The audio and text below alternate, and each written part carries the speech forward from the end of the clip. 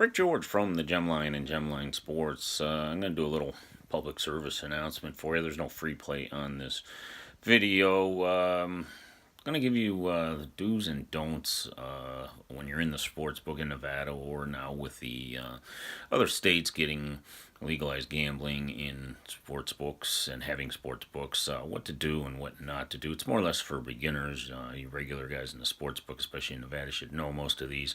Though there's a few you may not. I may put on here. I may put in another video for you regular guys, but it'll make life easier for you and the people working there, and you want to make it easier for them.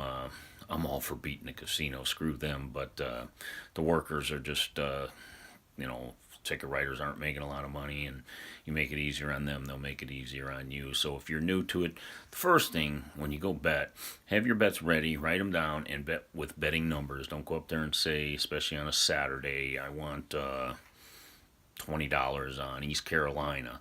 Then they got to look up the bet number because they type them in by numbers. It's pretty simple to do, but a lot of people, I've been a ticket writer, I've been a supervisor, I've worked in hub books, I've posted lines, I've moved lines, I've voided tickets, I've not approved voids on tickets, so I've done a lot in the sports book, and I've seen it all more than once. So have your betting number ready. That makes it easier for everyone involved. And as far as tipping goes, they don't make a lot of money in tips. I mean, yeah, I'm not here to tell you to tip everyone huge amounts, but, they do get a little bit of tips, and they don't make a high hourly rate. But, they know if you're winning or losing. It's probably best to tip them just $1 or $2 on your first bet, and then they're rooting for you to win because they think you're going to get them more and you're a nice guy. Or, if they give you drink tickets, that's another sore issue with the bosses, because generally they got to pay full price for them drinks that you're having. A lot of places will not even give them for sports bets, just for horse racing bets, which horse racing to them is like a poker game. They're cutting the pot. They're guaranteed roughly 10%, anywhere from 8 to 14 on bets. So they'll give you free drinks there, and people think if they bet $500 or $1,000, even though they got probably at least a 50% chance of winning that bet, they deserve a drink, and some places agree, and some do not. So if they can give them to you, the writer will give them to you. If not, they won't. Like I said, some do for sports and some do not. But some of the places that are renting or leasing the space in the sports book, like at the Venetian in Vegas, they last I heard they were paying between $8 and $8.50 a drink to the Venetian, since the Venetian doesn't own the sports book. So when Cantor gives you that drink ticket, they're paying $8 for every drink that you go have. They're paying full price for them. You get they're anywhere from $8 to $10 now. So if the writer says he can't give them to you, or they don't throw a fit. I mean, he'd give them to you if he can, and some places will, and some will not. This is more or less for the regulars. Some places it's 5,000, most places it's 3,000. They have to log it. I can't get too much into the details of this. I could probably still get in trouble for telling you exactly why, but they have to log any cash transaction of 3,000, 5,000 in some places. You don't have to show ID for that, but they are going to log everything, and it's just going to go in a file. And if they get audited, or the gaming comes in, or the state comes in, they're going to just look and see that they are logging that.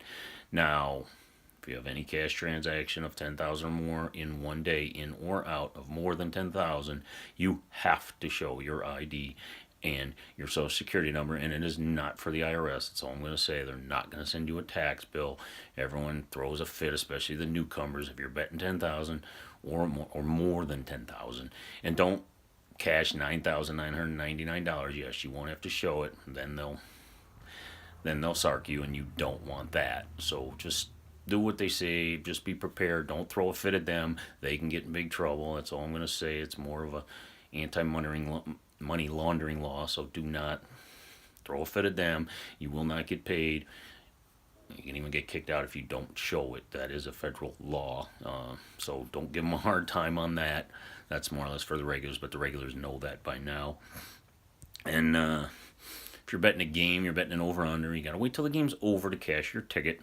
You've been over in a baseball game, over 7. It's 5-3 in the 7th inning. Don't go try to cash your ticket, because technically you haven't won yet.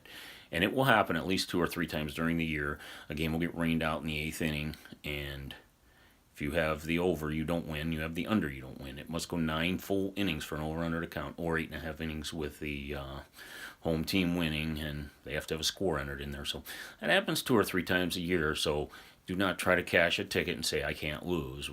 Technically, you can push, but you're most likely going to win. Wait till that game's official. About 2 minutes after, they'll have the score in there. And last but not least, the cell phone law. A lot more lax than it used to be. You couldn't have one in there, period, or use it. Now you cannot use it in line or to transmit any gaming information. I mean, if you're in line, you can't say you're just talking to your wife about bringing home a pizza. You still can't use it in line as a federal regulation. They can get fined. They can kick you out. Don't give them a hard time. You can sit at your chair. Don't read the lines off the board to someone if they hear you doing that. You know, some places are not going to say nothing, even though they should have. Gaming's in there. They're in big trouble, and don't give them a hard time. Just don't use your cell phone in line. Have your betting numbers ready.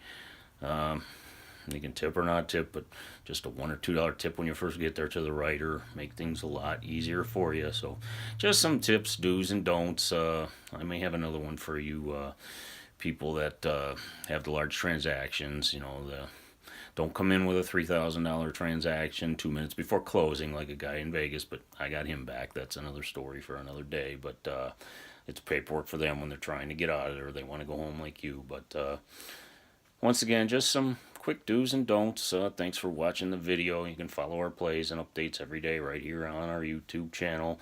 Website is www.gemlinesports. Once again, thanks for watching, and hope you have a little more insight of what to do and what not to do at the betting window in the sportsbook. Thanks, and good luck in your future bets.